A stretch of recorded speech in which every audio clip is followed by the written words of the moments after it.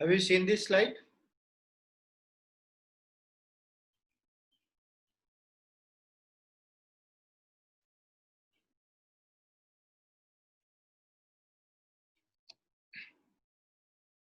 Is it visible to you?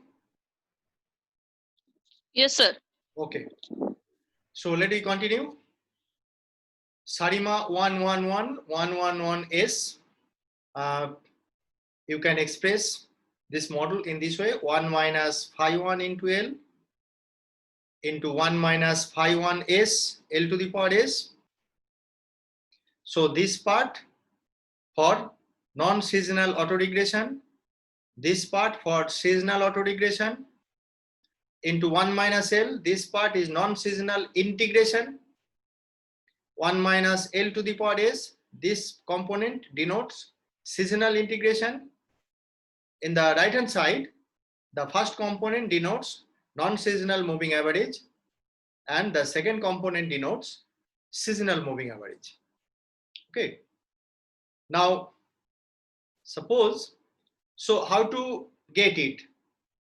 Think about this part together.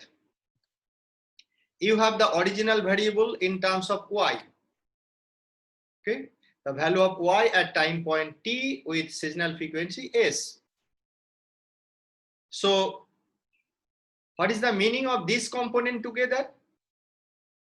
By this component together, we have the difference value of y, where we have taken one period difference for non-seasonal part and s period difference for the seasonal part. So suppose you have a particular series, GDP series, for example, quarterly GDP series. And if you take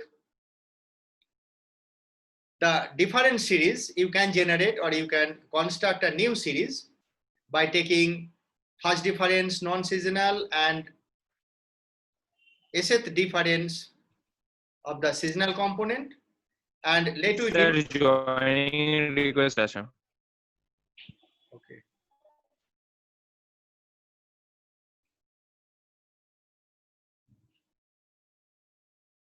So after taking the difference, you have got a new series. Suppose this new series is denoted as ZTS. So let we denote ZTS is equal to 1 minus L into 1 minus L to the power S YTS. Okay. So how to get ZTS? ZTS is the generated series. You have in your sample originally Y. After taking non-seasonal difference as well as seasonal difference, you will get a new series, what is called ZTS. So if after taking non-seasonal as well as seasonal difference, the new series becomes ZS. So in terms of ZS, the Sarima, so now this Sarima becomes Sarma, because integrated part is already taken here in Z. So if you just put ZTS instead of this part, it looks like this: 1 minus phi 1 L into 1 minus phi 1 S L to the power S ZS is equal to 1 minus theta 1 L into 1 minus theta 1 S L to the power S epsilon TS. Okay. So this is the expression for Sarima 111 model.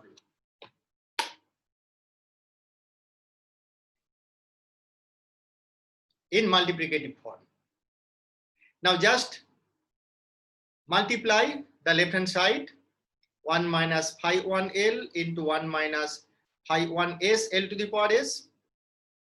Similarly, the right hand side,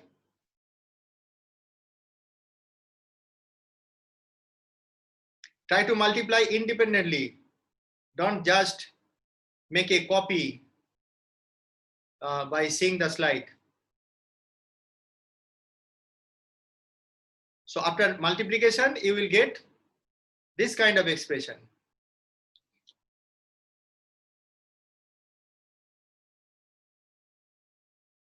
This is for the autoregressive part. This is for the moving average part.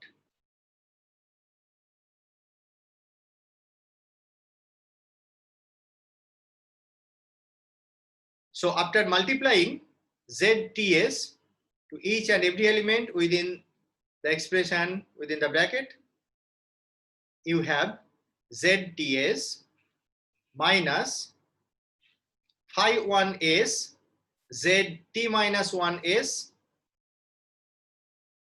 minus phi 1 ZT minus 1 for this part plus phi 1 into phi 1s ZT minus 1s minus 1.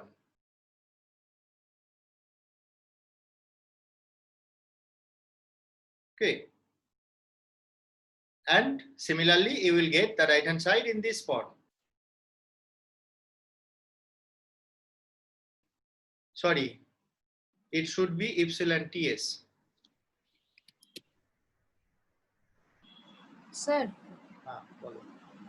Sir ডান দিকে যে এক্সপ্রেশনটা আছে এই 1 minus theta 1l ওটা 1 plus হবে না 1 plus theta 1l? এটাকে multiply করো। ও এইটা না? হ্যাঁ 1 plus theta 1l into 1 plus theta you are right. So please correct it. এটাও প্লাস হবে, ওটাও প্লাস হবে। Yes, thank you. This will also be plus. So all components in the right hand side will change. It becomes positive. It also becomes positive. ঠিক আছে এবার? হ্যাঁ sir ঠিক আছে। এগুলো সব প্লাস হয়ে যাবে। ঠিক করে নাও।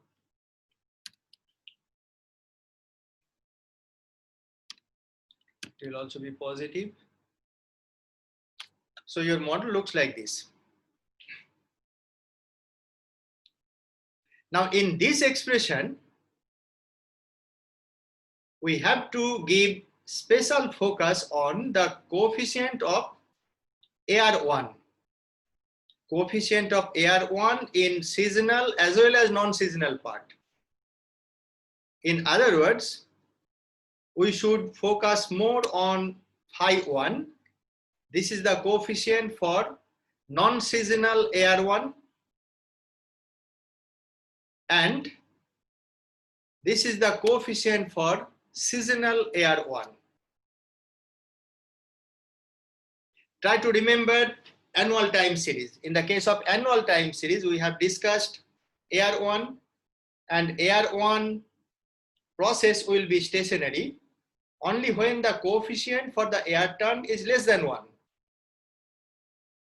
Okay, try to remember, we have already mentioned in our earlier class in non-seasonal time series, if it follows AR1 and if the coefficient for AR1 if the coefficient for AR1 is less than 1,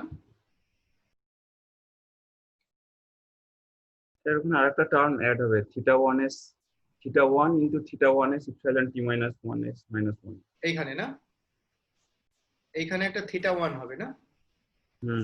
ঠিক ঠিক, right, add করে নাও তোমরা।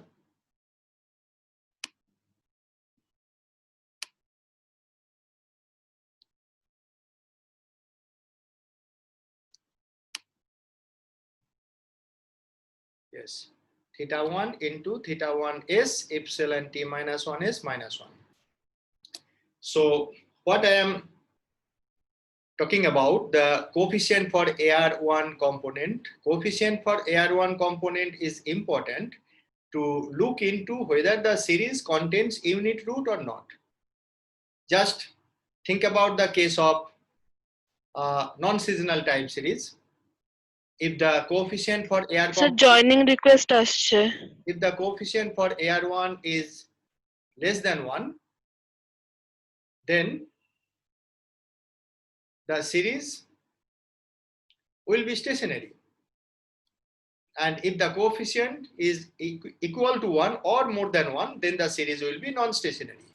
So whether the series is stationary or non-stationary, or whether the series contains unit root or not, depends on the coefficient of the AR1 component. In the case of seasonal time series, you have two types of AR1. One is non-seasonal AR1, another one is seasonal AR1. So non-seasonal AR1 component is phi 1, seasonal AR1 component phi 1s. So a series ZTS. So we have a new series ZTS. How do you get ZTS? By taking the difference, seasonal difference as well as non-seasonal difference from your original data Y. So after taking difference, you have got the new series Z.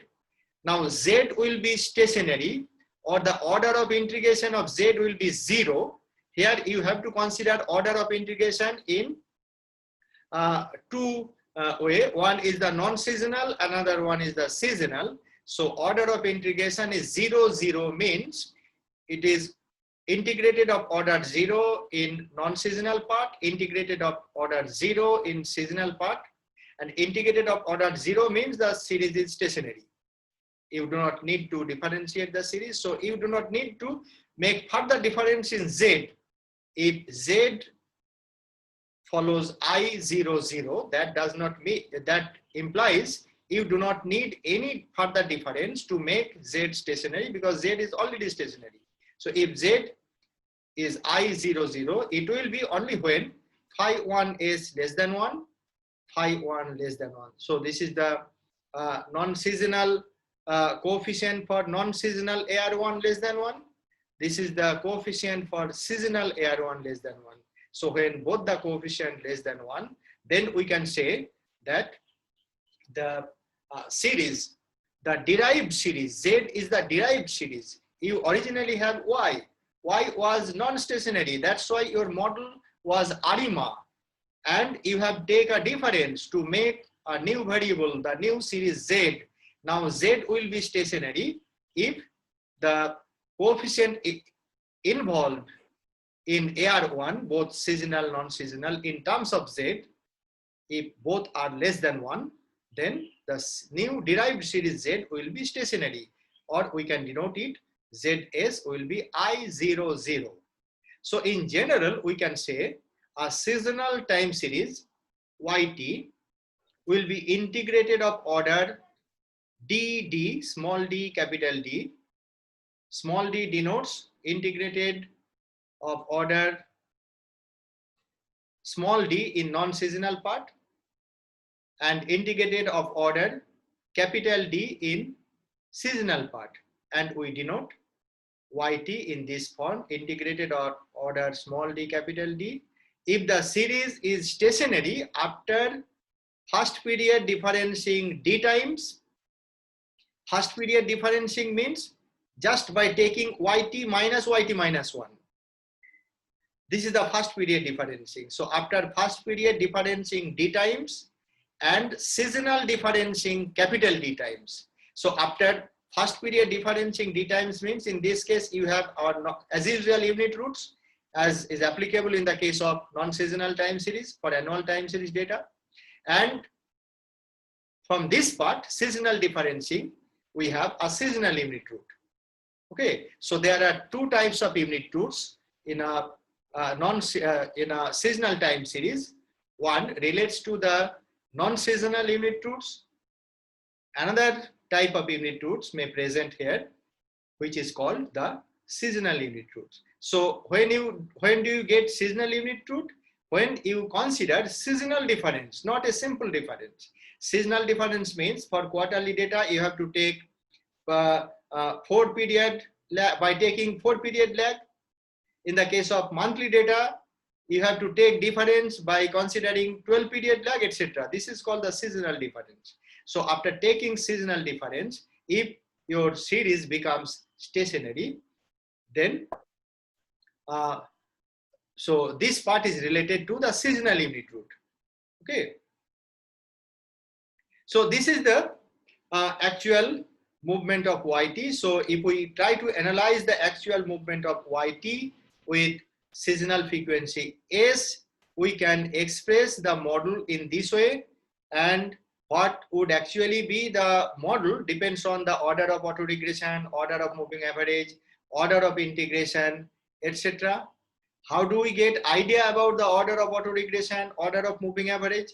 As in the case of non-seasonal time series, as in the case of annual time series, you can get some idea about the order of autoregression just by looking at the behavior of the autocorrelation function of the series you have.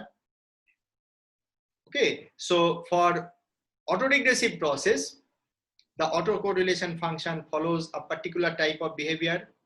For the moving average process, autocorrelation function follows another particular type of behavior. If your series contains a mix of autoregression and moving average, in that case also the autocorrelation function follows another kind of behavior. So just looking at the behavior of the autocorrelation function, you have some idea about the actual data generating process of the variable you have, whether it follows autoregressive process even in seasonal dimension, or moving average process in seasonal dimension, or autoregressive moving average process on seasonal dimension. So till now, up to this point, we have looked at yt, movement of y over time point, in this way, just by taking the combination of as usual movement, time 1, time 2, time 3, time 4, etc. in the form of non-seasonal part, as well as by taking the seasonal movement, that is movement over time for a particular season, and the movement over time, variation of the movement over time across the season by considering the seasonal part. So, and the first component, the non-seasonal component, is exactly similar to the case as you have in the case of yearly time series data. So this is nothing new in the non-seasonal part. So what is the new component as far as the concept of unit root is concerned, as far as the concept of non-stationarity is concerned in the case of seasonal time series, all lies in the seasonal component. Okay, so to have a clear idea, suppose we have focused purely on the seasonal part, ignoring the non-seasonal part. So till now, we are considering the behavior of a particular variable by taking into account non-seasonal part as well as seasonal part, which is actually the actual movement of a variable. So if you want to look at the movement of a variable y over time, so it moves over season, over the year. We are interested in purely seasonal time series. So in purely seasonal time series, let we ignore the non-seasonal behavior of the variation, and let we concentrate on the purely seasonal part of the variation. So if we want to express purely seasonal process, you have to ignore the first period movement. First period movement means yt minus 1, yt minus 2, yt minus 3, yt minus 4, etc. as we have incorporated in our earlier model. So suppose we ignore the first period movement, and this first period movement is called the non-seasonal movement of the series. We have the purely seasonal process. So purely seasonal process could be expressed in this form. For autoregressive process of order P, so here we have reduced the dimension of autoregression because you have ignored the non-seasonal part. So there is no non-seasonal part here. So there is no small p component as we have here in our earlier expression, small p, capital P together. But here we are focusing on capital P only because the nature of the seasonal movement lies exclusively on capital P, not on small p. So small p actually captures the type of the movement, ignoring the seasonal behavior of the variable. So to have a clear idea or to have a detailed idea about the seasonal unit root, as I have already mentioned, in the case of a seasonal data, there are two types of unit roots. One unit root related to the non-seasonal behavior, another unit root related to the seasonal behavior. So non-seasonal unit root is similar to the concept of unit root we have in the case our as usual time series or Sir, the joining request. yearly time series or in our annual data. So as they are similar, we can ignore them for that purpose. Let we concentrate mainly on the concept of seasonal unit root. So how does the concept of seasonal unit root differs from the non-seasonal unit root? To have some idea about this, we are considering the purely seasonal process. Okay, so let we start with the process of autoregressive of order 1, seasonal autoregressive of order 1 with seasonal frequency S. So what is the difference between this form and the form we have taken earlier? In this form, there is no non-seasonal component in the right hand side. So in our earlier specification, you have YTS is equal to phi 1 YT minus 1 plus this part. So now we are ignoring phi 1 YT minus 1. Phi 1 YT minus 1 related to the non-seasonal part. So here we are focusing purely on the seasonal part. So seasonal autoregression of order 1 with seasonal frequency S can be written in this way. Okay. Now consider S is equal to 4, quarterly data. So for quarterly data, you can express autoregressive of order 1 in this way. YT4 is equal to phi 1 4 YT minus 1 4 plus epsilon T4.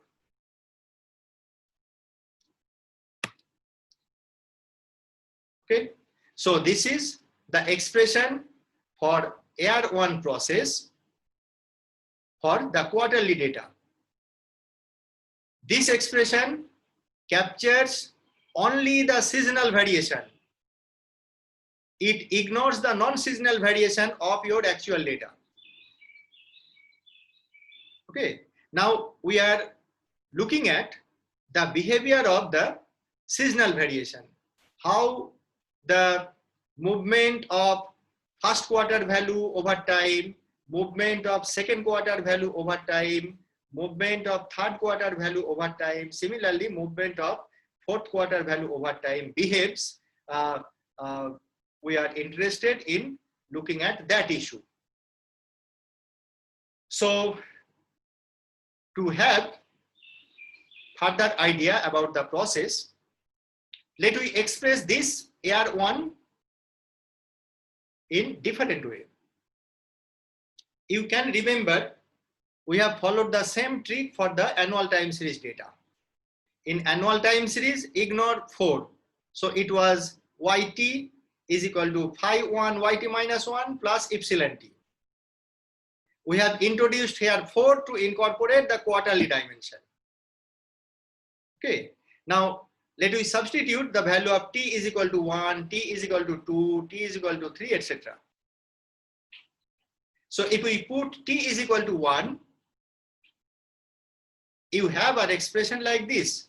Y4 is equal to phi 1 4 Y naught plus epsilon 4. Okay. Then put T is equal to 2 here. If T is equal to 2, left hand side becomes Y8 is equal to this phi 1 4 Y4 plus epsilon 8. So we have put T is equal to 2 in this equation. We directly get this one, and here you can substitute the value of Y4 from the previous step. This is the value for Y4. So substitute here. After substitution, you will get this expression.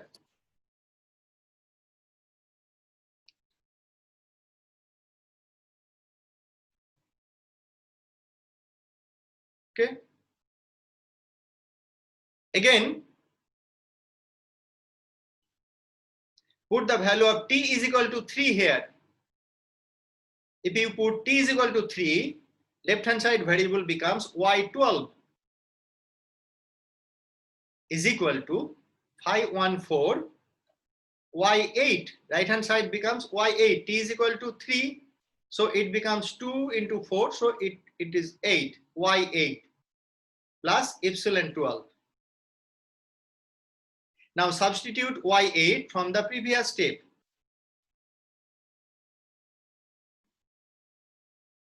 You will get this kind of expression. So try to find out this expression, and I request all of you to try yourself how to get, because if you are not active, you can't understand the process. So you should be active. Just don't look at the slides, don't try to listen what I am saying. With listening, try to carry out actively how these steps appear.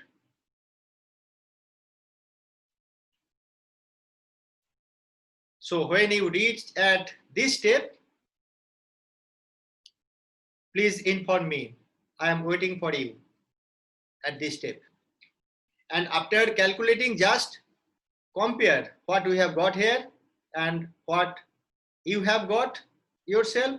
So try to compare the expression whether they are exactly similar or not.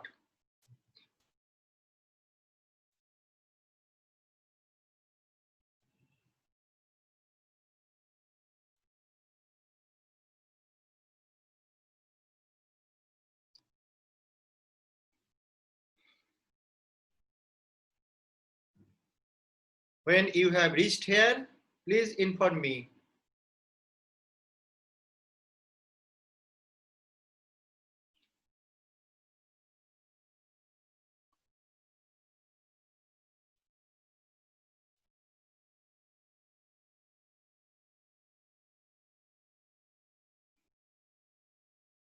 তোমরা নিজেরা স্টেপগুলো calculation করো। এইখানে পৌঁছানোর পর আমাকে বলবে, দেখে দেখে টুকবে না, নিজেরা চেষ্টা করো। খুব simple steps, and after calculating you can compare what you have got and what is here.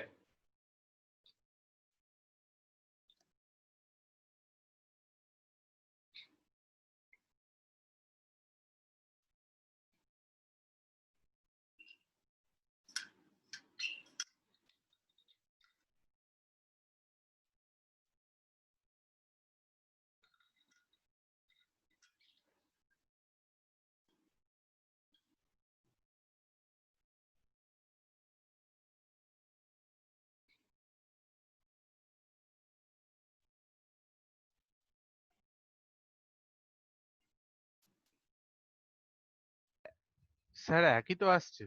হ্যাঁ, একই তো আসবে, আলাদা আসবে নাকি? একই তো আসবে। এখানে আসার পরে আমাকে বলবে যে হয়েছে। আলাদা এলে তো আলাদা আসা মানে আইদার এখানে ভুল আছে কিংবা তোমরা ভুল করেছো, যে কোনো একটা। দুটোই যদি ঠিক থাকে তাহলে তো দুটো তো মিলবেই। তাহলে আমরা কি পেলাম এটা একটু বোঝার চেষ্টা করি। This is y4. y4 means y14 by putting t is equal to 1. y14 is equal to this. y24 is equal to this. y34 is equal to this. So value of t is equal to 3 here.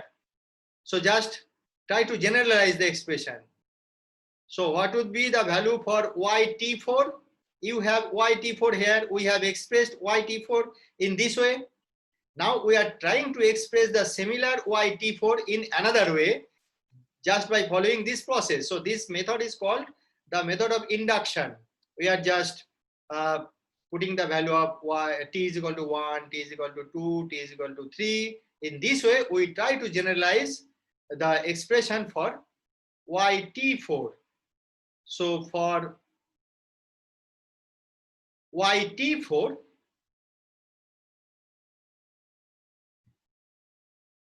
so please remember the last expression you have for t is equal to 3. So this is for y 3 into 4, 3, 4. So what would be y t4? You have to substitute t where you have got 3 here. Okay. So in this expression, y34 is equal to, this is the first component, phi 1/4 cube into y naught. So this component becomes phi 1/4 to the power t y naught.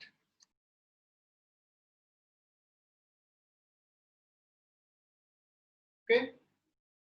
So this part is comparatively easy. Now concentrate on the moving average part where error term appears.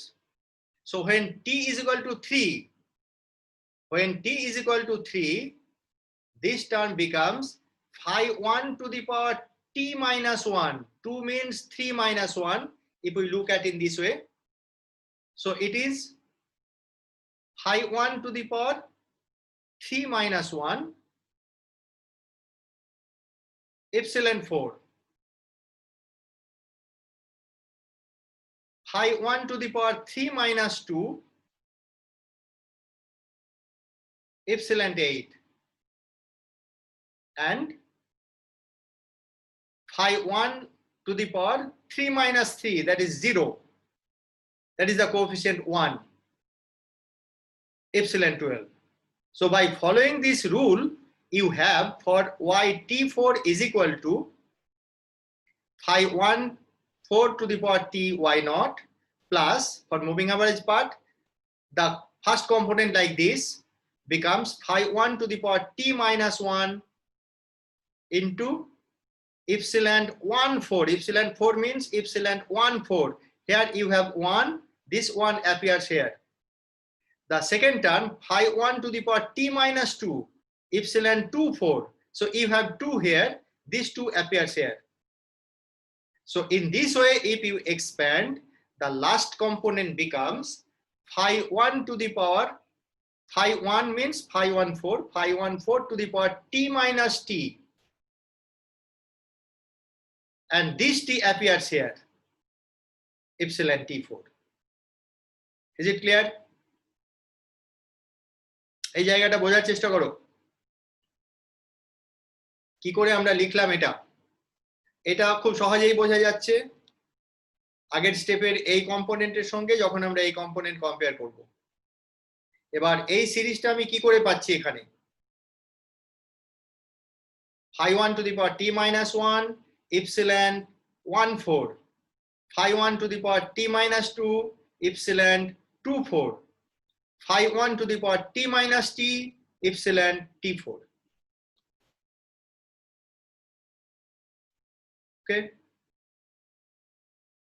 Now let me express this form more compactly in this way. Retain this first component phi 1/4 to the power t y naught plus take the sum of these components. If you take sum of these components, it looks like this: sum of phi 1 to the power j epsilon t4 minus j. J varies from 0 to t minus 1. Try to understand how do we get this expression from here, or you can follow the reverse process. Try to expand this. Put the value of j is equal to 0 first. If the value of j is equal to 0, so this coefficient equal to 1, and this part becomes epsilon t4. This is the last component. At the value of j is equal to 0, you will get the last component. Similarly, at the value of j is equal to 1, j is equal to 2, j is equal to 1, you get the 1 before the last component. In this way, for the value of j is equal to t minus 1, you will get the first component. Okay, so we can write for quarterly data yt4 is equal to this: phi 1/4 to the power t y naught plus phi 1/4 to the power j epsilon t4 minus j. J varies from 0 to t minus 1. why do we look at the process, same process in this form? Originally, we have expressed SAR1 process for quarterly data in this form. This is the original expression for AR1 in seasonal variation. Okay. We have changed the right hand side into these two components. First component, this, second component, this. What is the basic advantage in looking at the same process in this alternative form? If we look at the process in this alternative form, we can easily get some idea about the behavior of the series. You can think about it technically. This is the first order difference equation. Conceptually ignore 4. 4 denotes quarter. So conceptually ignore 4. So it is actually the first order difference equation with the stochastic term epsilon. And after solving this first order difference equation, you will get the general solution. The expression you have got here, this is actually the general solution of the first order stochastic difference equation.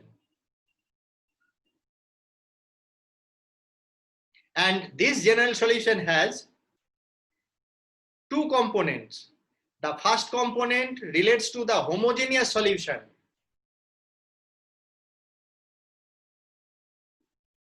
For the complementary function. And the second part is known as the challenge solution for the stochastic part of the difference equation.